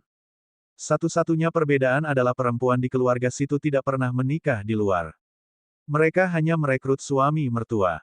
Batu mistik emas adalah salah satunya. Dia telah meninggalkan istrinya dan menikah dengan keluarga situ. Dengan bantuan keluarga situ, ia menjadi wakil ketua Sekte Nebula. Karena hubungan inilah dia mengelola sekte tersebut dalam keadaan yang begitu buruk dan bahkan mengkhianati sekte tersebut. Kejahatan keji seperti itu adalah sesuatu yang bahkan master sekte tidak berani bunuh. Sebaliknya, ia memilih untuk menghancurkan budidayanya. Xia Qingchen akhirnya memahami kebingungan yang dia alami di masa lalu. Xia Qingchen, dia mengenali batu mistik emas, dan batu mistik emas secara alami juga mengenalinya. Mata lamanya membelalak, dan kebencian yang mendalam segera muncul dari dirinya. Yang dia inginkan hanyalah membunuh Xia Qingchen saat ini. Namun, dia sangat tenang. Dia menahan amarahnya dan berkata dengan wajah tegas, apa yang kamu lakukan di sini? Tuan Jin, jawab pria berjubah hitam itu lebih dulu, orang ini mencoba membunuh kita. Dia membunuh orang yang tidak bersalah. Anda harus mencari keadilan bagi kami. Dia diam-diam menatap Jin Xuanxi. Yang terakhir memberinya pandangan meyakinkan, menyuruhnya untuk tidak khawatir. Bagaimana arena bawah tanah bisa dibuka tanpa batu mistik emas? Keduanya sudah lama bersekongkol. Mata Jin Xuanxi berubah tajam, dan dia berpura-pura tegak. Xia Qingchen, menurutmu apakah tempat ini adalah tanah suci Sekte Nebulamu, yang mengizinkanmu melakukan kejahatan? Mengapa kamu tidak menurunkannya dan menyerah? Xia Qingchen berbicara dengan acuh tak acuh, Jin Xuanxi, saya menyarankan Anda untuk tidak terlibat dalam hal ini. Mereka semua adalah anggota klan Asura. Apakah Anda yakin ingin melindungi mereka? Apa? Keluarga Shuro. Kelopak mata Jin Xuanxi bergerak-gerak, dan dia merasakan sedikit ketakutan di hatinya. Namun, ketika dia melihat ke arah Xia Qingchen lagi, kebencian di hatinya tidak bisa dipadamkan. Saya tidak tahu apakah mereka berasal dari keluarga Shuro, tapi saya tahu bahwa Anda telah melakukan kejahatan besar dengan membunuh orang. Dia melambaikan tangannya dan berkata, tangkap dia. Jika kamu berani melawan, bunuh tanpa ampun. Para penjaga mematuhi perintah dan menyerang dengan agresif. Xia Qingchen mengerutkan alisnya. Xia Qingchen tentu saja tidak takut dengan kekuatan mereka. Namun, jika dia melukai mereka, dia akan sangat menyinggung keluarga situ, dan mustahil baginya untuk mendapatkan sumber daya budidaya mereka. Jin Xuanxi, jika kamu masih menginginkan kebaikan keluarga situ, sebaiknya kamu mencari tahu identitas mereka. Xia Qingchen menginjak kakinya dan mengakhiri hidup pria berjubah hitam itu. Bunuh dia. Jin Xuanxi sangat marah, bunuh dia. Pria berjubah hitam itu akan memberinya tidak kurang dari 100 juta dolar Skymoon setiap bulan. Sumber pendapatan seperti itu telah dipotong begitu saja oleh Xia Qingchen. Xia Qingchen menggelengkan kepalanya. Sebelum penjaga mengelilinginya, dia mengambil kesempatan itu untuk melompat keluar dan segera meninggalkan ruang bawah tanah. Kemarahan Jin Xuanxi telah hilang, kecil. Sampah itu, Lu Xun, tidak membunuhmu. Tapi aku tidak percaya aku tidak bisa membunuhmu di wilayah keluarga situ. Di Sekte Tanah Suci Nebula. Lu Xun meminjam uang dan tidak dapat mengembalikannya. Dia kemudian diminta oleh orang misterius untuk berpura-pura menjadi Xia Qingchen dan membuat masalah di mana-mana. Dia akan mencoba membunuh Xia Qingchen dengan pisau pinjaman, membiarkan Tanah Suci Sekte Nebula membunuhnya. Pada akhirnya, segalanya tidak berjalan sesuai keinginannya. Kedelapan budak itu secara tidak sengaja mengungkap identitas asli Lu Xun dan dibunuh oleh sekelompok orang. Orang yang bersembunyi di kegelapan bukanlah orang lain. Itu adalah batu mistik emas. Tuan Kota, lihat. Pada saat ini, seorang tentara berjalan dengan ekspresi berat sambil memegang token. Medali itu adalah wajah hantu, dan merupakan simbol keluarga Shuro. Prajurit lainnya menggeledah mayat tersebut dan menemukan simbol keluarga Shuro di tubuh mereka. Tubuh Jin Xuanxi bergetar seolah-olah lapisan air es telah disiramkan padanya. Apakah mereka benar-benar dari klan Sura? Jantung Jin Xuanxi berdetak kencang. Jika keluarganya mengetahui bahwa dia diam-diam membuat kesepakatan dengan keluarga Shuro, dia akan bersalah atas kejahatan serius. Bab 448, kamu terlalu banyak berpikir. Paling tidak, kesetiaannya akan dicurigai, dan dia akan diusir dari keluarga situ, tidak meninggalkan apapun. Jika itu serius, mungkin saja dia bisa dimusnahkan. Memikirkan hal ini, dia berkeringat dingin. Melihat mayat-mayat di tanah, dia mengertakkan gigi dan berkata, tidak ada yang boleh memberitahu siapapun tentang apa yang terjadi hari ini. Jika semua ini bocor, aku akan memusnahkan seluruh keluargamu. Para prajurit yang hadir semuanya ketakutan, dan tidak ada yang berani mengambil risiko untuk mengatakan apapun. Saat ini, satu-satunya yang mengetahuinya hanyalah Xia Qingchen. Saya akan segera kembali ke keluarga. Kalian jaga tempat kejadiannya. Hati Jin Xuanxi bergetar, dan dia segera pergi. Dia tidak tahu bahwa salah satu prajurit itu, matanya berkedip-kedip. Setelah dia meninggalkan bawah tanah, dia diam-diam melepaskan seekor merpati messenger. 3 hari kemudian, di kota pernikahan, di pintu masuk rumah keluarga situ. Setelah banyak pertimbangan, Xia Qingchen tetap memutuskan untuk berkunjung. Dia mengira akan sulit baginya untuk mengunjungi tuan dari keluarga situ. Siapa yang tahu ketika dia melaporkan namanya, penjaga dingin itu sepertinya telah berubah menjadi orang yang berbeda dan menjadi sangat antusias. Jadi itu Tuan Muda Xia. Silakan masuk ke ruang tamu untuk minum teh. Kami akan segera memberitahu masternya. Penjaga itu dengan antusias memimpin jalan. Xia Qingchen sedikit terkejut. Bahkan jika nona situ memiliki kesan yang baik tentang rumah Tingsui ketika pertama kali didirikan, seharusnya tidak sampai sejauh ini, bukan? Penjaga itu membawa Xia Qingchen ke ruang VIP. Xia Qingchen terkejut mengetahui bahwa pemuda yang menemani situ Feng sebelumnya juga ada di ruang VIP. Selain itu, masih banyak pemuda lain yang berkumpul untuk berdiskusi. Zhang Gu, kamu kalah besar kali ini. Anda kehilangan ratusan juta dolar Skymoon di arena bawah tanah kota Caijing, bukan? Petik 2. Saya mendengar bahwa Si Tu Feng memenangkan 8 ronde berturut-turut dengan pemuda itu. Dia sudah mendapatkan ratusan juta dolar bulan surgawi. Benar, Zhang Gu, kenapa kamu tidak mengikuti taruhan pemuda itu? Zhang Gu adalah pemuda yang menemani Si Tu Feng. Otot-ototnya sedikit bergerak. Percakapan di antara beberapa dari mereka jelas telah menyentuh titik sakitnya. Jika saya belajar dari mereka, hari ini tahun depan mungkin adalah hari kematian saya, katanya sambil mencibir. Semua orang mengerti apa yang sedang terjadi dan menghela nafas. Arena bawah tanah itu dikendalikan oleh orang-orang yang tidak bisa melihat terang hari. Mereka hanya membiarkan orang lain kalah dan tidak menang. Sungguh sombong. Disinilah orang itu menganggap dirinya pintar, Zhang Gu tertawa. Kamu berani memenangkan begitu banyak uang di tempat makan anjing seperti itu. Otak babi yang luar biasa. Sekarang, belum lagi uang, aku bahkan tidak punya nyawaku. Semua orang setuju. Memang benar, pemuda itu terlalu ceroboh. Untuk berani memenangkan uang dari arena bawah tanah, dia benar-benar tidak tahu bagaimana menulis kata kematian. Saat dia mengatakan ini, penjaga itu membawa Xia Qingchen masuk. Tuan muda Xia, silakan duduk. Penjaga itu segera pergi untuk memberitahu kepala keluarga. Ketika Zhang Gu melihat Xia Qingchen, dia tercengang. Itu kamu. Bagaimana kabarmu masih hidup? Itu tidak mungkin. Orang-orang di arena bawah tanah tidak seperti Hong He, seorang preman jalanan. Mereka semua adalah desperado yang kejam yang membunuh tanpa berkedip. Xia Qingchen sebenarnya telah kembali tanpa cedera. Sungguh ajaib. Apakah kamu sangat kecewa? Xia Qingchen membalas. Zhang Gu sadar kembali dan mencibir, apa hubungan kematianmu denganku? Saya hanya berharap Anda mengembangkan otak dan tidak terlalu gegabah. Kalau tidak, kamu tidak akan tahu kapan kamu akan mati lain kali. Saat dia selesai berbicara, penglihatannya kabur, lalu dia merasakan sakit yang menusuk di perutnya. Itu adalah Xia Qingchen. Dia menendang perutnya, menyebabkan dia jatuh ke tanah. Kamu benar, kata Xia Qingchen dengan tenang, kamu mungkin berpikir aku mudah ditindas. Petik 1. Mulut orang ini sungguh tidak enak. Dia benar-benar bodoh, tapi tanpa malu-malu dia tetap meminta orang lain untuk mengembangkan otak mereka. Kamu berani memukulku. Zhang Gu berdiri dan melompat dengan marah, menamparkan wajah Xia Qingchen. Basis budidayanya hanya berada di puncak tahap konstelasi utama. Dia bahkan belum mencapai tahap konstelasi kecil.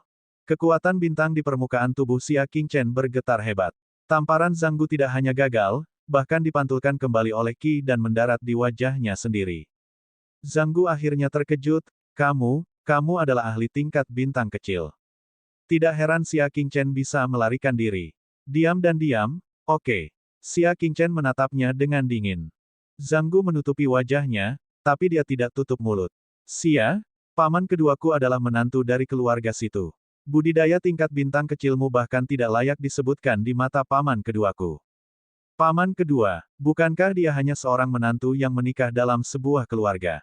Xia Qingchen merasa jijik di dalam hatinya. Kalau karena cinta, tidak akan banyak. Namun, jika mereka seperti Jin Xuanxi, menikah dengan keluarganya demi keuntungan mereka sendiri, Xia Qingchen hanya bisa meremehkan mereka.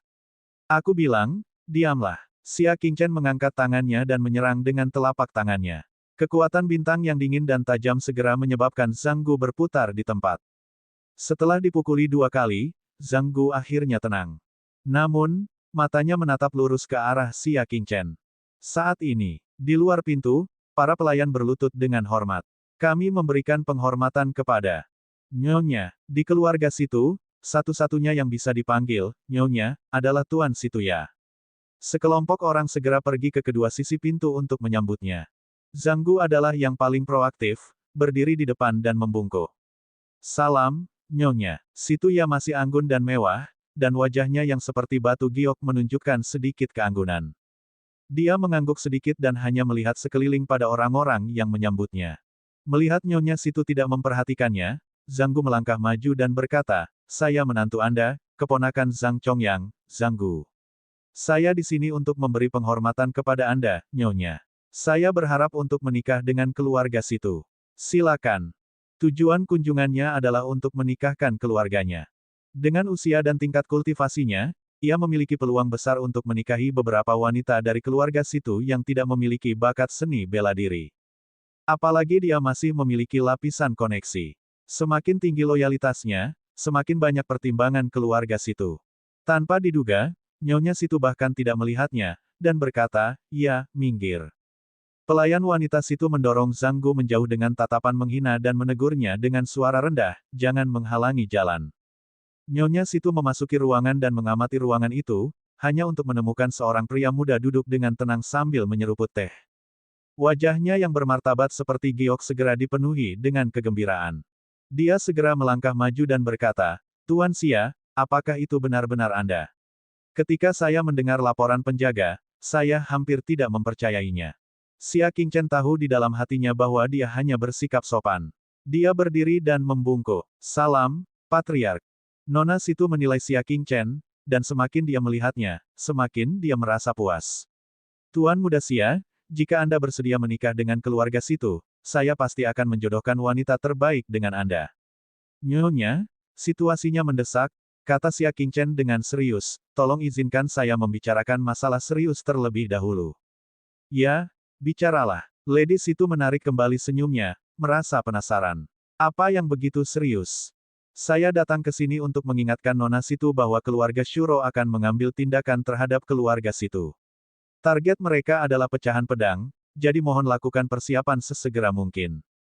Mendengar ini, ekspresi Nona Situ tetap tenang, dan dia tidak menganggap serius kata-katanya. Dia bertanya, "Dari mana Anda mendapatkan informasinya?" "Ini, aku tidak bisa memberitahumu untuk saat ini." Xia Qingchen berbicara. Jika dia mengungkapkan ini, dia pasti akan mengungkap iblis besar di Westridge.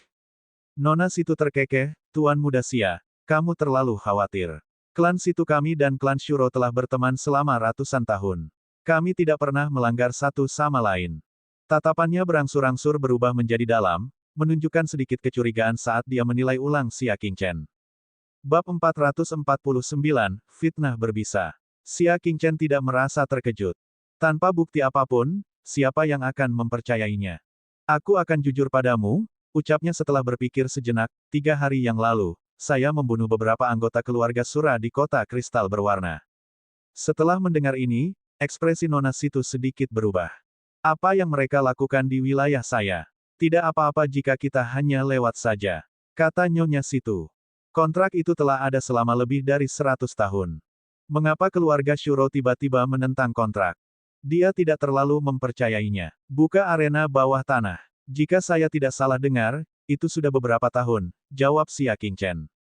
Mendengar ini, Nyonya Situ akhirnya menatap matanya dan bertanya kepada pelayan di sampingnya, "Siapa yang bertanggung jawab atas kota kristal warna?" "Nyonya, itu adalah suami dari tetua ke-9, Batu Mistik Emas." Setelah mendengar ini, Nyonya Situ terkejut dan berkata, "Beritahu dia untuk menyelidiki arena bawah tanah." Pelayan itu menerima pesanan dan keluar dari ruang VIP. Penjaga itu bergegas mendekat, diikuti oleh batu mistis emas yang tampak serius. Jin Xuanxi menyapa sang patriark. Jin Xuanxi dengan cepat berjalan mendekat dan berlutut di tanah. Dia melirik ke arah Xia Qingchen dan dalam hati merenung bahwa dia telah bergegas kembali ke masa lalu. "Saya baru saja akan meminta Anda untuk menyelidiki arena bawah tanah," kata Nyonya Situ. "Nyonya, saya juga di sini untuk masalah ini," kata Jin Xuanxi. "Izinkan saya bertanya, apakah Anda menemukan seseorang dari klan Sura di arena bawah tanah?" Nyonya Situ bertanya dengan ekspresi serius. "Jika itu masalahnya, dia benar-benar harus waspada." "Aku tidak melakukannya," Jin Xuanxi berkata dengan pasti. Xia Qingchen mengerutkan kening, "Batu mistik emas, sebaiknya dendam kita tidak tercampur dalam urusan resmi. Hal ini menyangkut keselamatan dan kelangsungan hidup klan Situ Anda." Wajah Jin Xuanxi penuh dengan kebenaran saat dia berteriak, "Bocah cilik Xia Qingchen. Jangan berani-berani mencemarkan nama baik orang tua ini." Dia membungkuk pada Nyonya Situ, "Nona, aku akan jujur padamu. Alasan kenapa aku bergegas kembali justru untuk mengingatkanmu. Anda harus waspada terhadap Xia Qingchen, orang yang memiliki motif tak terduga." "Oh, apa maksudmu?" Ekspresi Nona Situ berubah. Jin Xuanxi berkata, "Anak ini pembunuh dan pandai mengarang kebohongan. Orang-orang yang dia bunuh tidak memiliki tanda apapun pada mereka. Saya melihatnya dengan mata kepala sendiri, itu tidak palsu. Dia pasti punya niat buruk untuk datang ke rumah situ. Nyonya, tolong selidiki. Mata Nona Situ berkedip. Antara Xia Qingchen dan batu mistis emas, apakah perlu disebutkan siapa yang lebih dia percayai? Tentu saja, dia akan menjadi menantu dari keluarganya sendiri. Selain itu, Xia Qingchen datang untuk memperingatkannya tanpa alasan agar waspada terhadap klan Asura. Terus terang, dia mencoba menabur perselisihan antara dua keluarga besar bangsawan, bukan? Xia Qingchen mengamati ekspresinya dan merasa sangat kecewa di hatinya. Saya sudah dicurigai, kan? Dia sudah menyerah dalam menggunakan sumber daya budidaya keluarga situ. Keluarga Gongliang dan keluarga 100 bunga telah diserang oleh keluarga Shuro dan menderita kerugian besar. Nyonya, kamu sendirian. Karena dia sudah mengatakan ini, itu urusannya apakah pihak lain mau mendengarkan atau tidak. Mata Jin Xuanxi bersinar dengan kejam. Nyonya, jangan biarkan orang ini pergi. Dia telah membunuh begitu banyak orang yang tidak bersalah. Kita tidak bisa membiarkannya pergi dengan mudah. Mata Nona Situ berkedip. Ketika dia melihat ke arah Xia Qingchen lagi, tatapannya jauh lebih acuh tak acuh. Xia Qingchen, kamu telah membunuh begitu banyak orang dari klan Situku. Saya harap Anda dapat bekerja sama dalam penyelidikan kami. Ini bagus untukmu dan aku. Dia terlalu percaya pada perjanjian itu. Dia tidak mendengarkan nasihat apapun. Tunggu sampai kamu memiliki kemampuan untuk menangkapku. Xia Qingchen diam-diam mengutuk kesialannya. Dia datang untuk mengingatkannya akan niat baik, tapi dia malah mendapat masalah. Begitu dia selesai berbicara, dia segera mengaktifkan teknik gerakannya dan pergi. Wajah Nona Situ menjadi dingin, melarikan diri. Teknik gerakannya tidak lebih lemah dari teknik Xia Qingchen. Faktanya, dia bahkan sedikit lebih cepat. Xia Qingchen bahkan tidak menoleh ke belakang. Dia bersiap menggunakan artefak terbang Nirvana untuk pergi. Namun, pada saat ini, serangkaian lonceng keras datang dari tembok kota pernikahan. Pada saat yang sama, seekor burung yang terluka parah jatuh ke dalam mansion. Seorang penjaga kota kristal berwarna turun dari burung itu. Dia berlumuran darah, dan salah satu lengannya patah. Ketika dia melihat Nona Situ, dia buru-buru berkata, Nyonya, keluarga Asura telah mengambil alih kota kristal berwarna. Apa? Katakan itu lagi. Nona Situ tidak dapat mempercayainya. Siapa yang menyerang kristal warna? Faktanya, kota kristal berwarna hanya terhubung dengan wilayah keluarga Sura. Selain keluarga Sura, tidak akan ada yang lain. Hanya saja dia tidak mau mempercayainya. Itu keluarga Shuro. Ini adalah tanda dari anggota keluarga Shuro yang terbunuh, kata penjaga itu sambil mengeluarkan serangkaian tanda berwajah hantu. Tubuh Lady Situ bergoyang, tidak dapat menerima berita mendadak ini. Di mana wakil tuan kota? Dan para jenderal di kota? Mereka semua tewas dalam pertempuran. Wajah Lady Situ pucat pasi, dan tubuhnya gemetar tak terkendali. Mengapa klan Sura tiba-tiba menyerang? Apakah kamu tidak menyadarinya sebelumnya? Selama para jenderal kota kristal berwarna sedikit lebih waspada, mereka seharusnya bisa menemukan sesuatu sebelum mengambil tindakan. Penjaga itu memandangi batu mistik emas dengan sedikit kebencian di matanya. Menurut para tawanan, benteng mereka di arena bawah tanah ditemukan, sehingga mereka terpaksa bergerak maju. Arena bawah tanah. Lady Situ berbalik dengan dingin, matanya yang seperti Phoenix melebar saat dia mengertakkan gigi. Batu mistik emas. Katakan lagi padaku, apakah ada tanda pada mayat di arena bawah tanah? Para tawanan mengatakan bahwa itu adalah sebuah benteng. Bagaimana mungkin orang di dalam tidak memiliki tanda identitas? Wajah Jin Xuanxi pucat saat dia berlutut ketakutan dan berdalih, aku benar-benar tidak menyadarinya. Saya kira mereka tidak membawa token. Namun, penjaga tersebut langsung membeberkan kebohongannya. Dia mengepalkan sisa tangannya dan berkata, dia berbohong. Setelah kota kristal diserang, para penjaga yang ikut serta dalam operasi hari itu mengaku. Pada hari itu, semua mayat sebenarnya memiliki tanda perintah keluarga Sura, tetapi penguasa kota Jin takut dia akan terlibat oleh mereka, jadi dia merahasiakannya dan tidak memberitahu siapapun. Karena penyembunyiannya yang disengaja, orang-orang di kota kristal berwarna diserang tanpa peringatan apapun. Itu juga karena kota kristal warna tiba-tiba jatuh. Tubuh tua Jin Xuanxi gemetar saat dia menjelaskan, dia memfitnah kita. Nyonya, Anda harus percaya padaku. Saya jelas tidak melakukan apapun yang mengecewakan keluarga Situ. Penjaga pengkhianat ini pasti menerima uang dari musuh untuk memfitnah saya. Nyonya, tolong selidiki. Kaca, semua lempengan batu hijau di bawah kaki Nona Situ retak. Wajahnya dingin ketika dia mengertakkan gigi dan berkata, batu mistik emas. Apa menurutmu aku idiot? Jika kata-kata Xia Qingchen masih meragukan. Dalam hal ini, fakta bahwa kota kristal berwarna telah jatuh tepat di depan mata mereka. Apalagi yang bisa mereka katakan?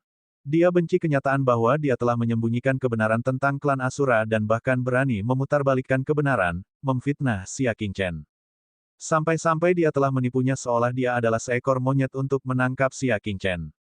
Babak 450, membentuk tim untuk menghancurkan musuh. Hal terkutuk. Nona Situ sangat marah hingga seluruh tubuhnya gemetar. Dengan goyangan lengan bajunya, sehelai sutra putih terbang keluar dan mengenai lengan Jin Xuanxi. Cila, lengan kanan Jin Xuanxi langsung dipotong oleh Bai Su. Seketika, darah muncrat. Ah! Jin Xuanxi menjerit kesakitan. Kemarahan Nona Situ tidak mereda, dan dia berteriak, teman-teman, seret dia keluar, potong dia dan berikan dia kepada anjing-anjing. Saat dia berteriak, tubuhnya gemetar karena marah. Orang bisa melihat kemarahan di dalam hatinya. Tetapi pada saat ini, sesosok tubuh cantik bergegas masuk dari luar dan berkata dengan tergesa-gesa, Patriark, tolong tarik kembali pesanan Anda. Pendatang barunya adalah seorang wanita berambut pendek dengan jiwa heroik. Usianya sekitar 20 tahun dan basis budidayanya tidak buruk. Dia telah mencapai puncak level bintang minor. Gai Feng, jangan serakah tentang ini. Dia telah melakukan kejahatan yang mengerikan.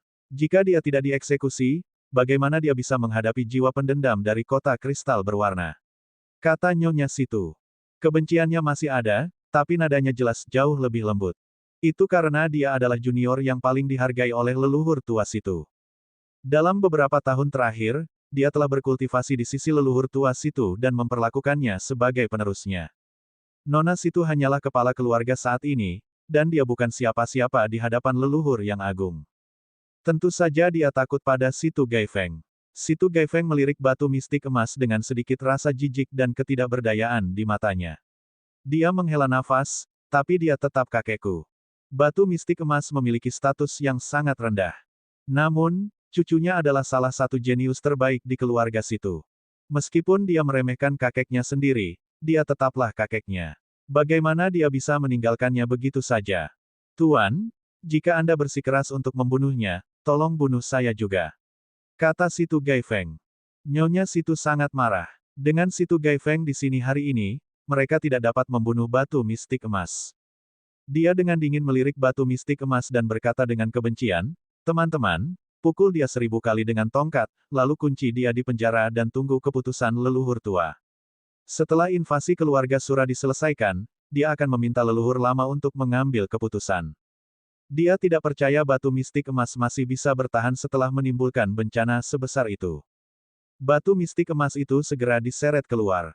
Dia menundukkan kepalanya, wajahnya tidak menunjukkan kegembiraan karena selamat dari bencana, tapi sedikit kebencian. Mata Xia Qingchen menyipit. Jika dia tidak membunuh ular itu, dia malah akan dirugikan. Jika dia tidak membunuh Jin Xuanxi, cepat atau lambat dia akan menjadi bahaya tersembunyi. Namun, terlalu sulit untuk membunuhnya di rumah keluarga Situ. Tuan Muda Xia, saya salah. Saya hampir mempercayai Anda dan salah memahami niat baik Anda. Suara Situya terdengar di telinganya. Dengan statusnya sebagai kepala klan, dia membungkuk dalam-dalam ke arah Xia Qingchen. Wajahnya dipenuhi rasa malu. Xia Qingchen datang jauh-jauh ke sini untuk mengingatkannya, namun dia memperlakukannya sebagai orang yang mencurigakan. Saya menerima permintaan maaf Anda, tapi saya tidak membutuhkan kebaikan Anda. Saya datang ke keluarga Situ Anda untuk meminjam gua yang tak terukur. Xia Qingchen berbicara terus terang. Situya tampak malu. Jika Tuan Xia datang setengah tahun sebelumnya, saya bisa saja membuat keputusan untuk memberi Anda kesempatan masuk dan berkultivasi. Namun, gua yang tak terukur itu saat ini ditempati oleh Sang Patriark. Bukan hanya Anda, bahkan orang-orang di klan pun tidak memenuhi syarat untuk masuk. Apakah seperti ini? Xia Qingchen kecewa. Dia telah datang jauh-jauh ke sini, tetapi pada akhirnya, dia sibuk tanpa alasan. Masih ada peluang. Suara rendah dan tertahan tiba-tiba datang dari langit di atas keluarga Situ.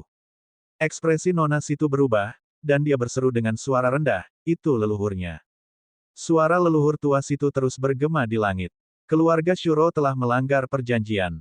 Keluarga Situ kami secara alami akan melawan.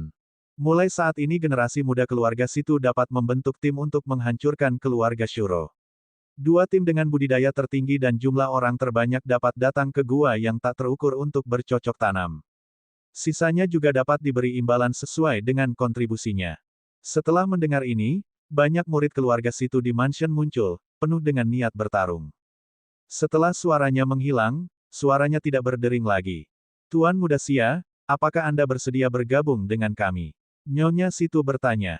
Xia Qingchen merenung sejenak dan mengangguk. Meski agak sulit meraih peringkat pertama dan kedua, namun patut dicoba. Tunggu di sini sebentar, saya akan mengumpulkan generasi muda klan. Nyonya Situ pergi. Xia Qingchen menunggu dalam diam. Tiba-tiba, dia merasa seperti ada belati di punggungnya. Dia berbalik dan melihat, itu adalah cucu perempuan Jin Xuanxi, Situ Gaifeng, yang sedang bersandar di pohon. Dia memeluk pedang dengan kedua tangannya dan menatap Xia Qingchen dengan tatapan dingin. Aku sudah mendengar tentangmu dari kakekku. Anda menggunakan koneksi Anda untuk melukai orang di Sekte Nebula. Anda bahkan mengambil istri dan anak perempuan mereka. Kamu adalah orang jahat. Yang menyedihkan adalah orang-orang seperti Anda melakukannya dengan baik dan menjadi semakin baik. Dunia ini sungguh tidak adil. Xia Qingchen dengan tenang menatapnya, kakekmu yang seperti apa? Tidakkah kamu tahu di dalam hatimu? Petik 2. Mengapa keluarga Situ berada dalam keadaan pasif? Bukankah itu karena kakeknya? Dia sebenarnya percaya pada kakeknya. Kakekku berada dalam kondisi ini karena kamu. Dia dulu bekerja keras di Sekte Nebula tanpa keluhan apapun. Tetapi karena kamu, dia dikeluarkan dari sekte tersebut. Itu sebabnya kepribadiannya berubah dan dia menjadi seperti sekarang ini. Situ Gaifeng berkata dengan dingin. Xia Qingchen tersenyum dingin. Saya khawatir Anda memiliki kesalahpahaman tentang kakek Anda. Sejak mereka bertemu, Jin Xuanxi tidak pernah menjadi orang baik.